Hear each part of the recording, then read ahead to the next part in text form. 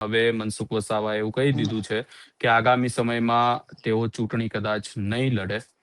વાત એ કરવી છે કે આદિવાસી વિસ્તારમાં સતત જો કોઈ ચર્ચામાં હોય તો મનસુખ વસાવા અને ચેતર વસાવા. મનસુખ વસાવા નું જે આખું નિવેદન ને બાબત સામે આવી છે એને લઈને શું કહેવા માંગશો? આગળ પહેલી વાર થોડું મનસુખભાઈ કીધું છે કે હું નથી લડવાનું. એમણે 2024 પહેલા પણ એકવાર રાજીનામું આપું છું, હવે મારે ચૂંટણી નથી લડવી, મારી ઉંમર થઈ ગઈ છે. બસ આ કહેવાની વાત છે, લોકોની સહાનુભૂતિ લેવાની વાત છે. પાછા પણ લડશે, તમે જોઈ લેજો.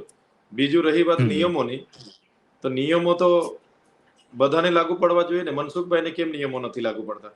પોતે કેમ 7મી ટર્મમાં લડ્યા, 7મી વખત કેમ લડ્યા? નરેન્દ્રભાઈ મોદી દેશના વડાપ્રધાન છે, એમને નિયમો નથી લાગુ પડતા.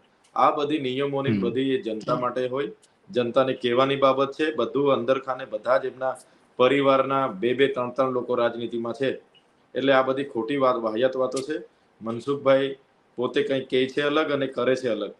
એટલું જરૂર છે કે એમના પાર્ટીમાં કે એમના સંગઠનમાં એમનું કોઈ ચાલતું નથી, જેનાથી ભાઈ દુઃખી છે, એટલે આવું નિવેદન આપે છે, બીજું કંઈ છે નથી.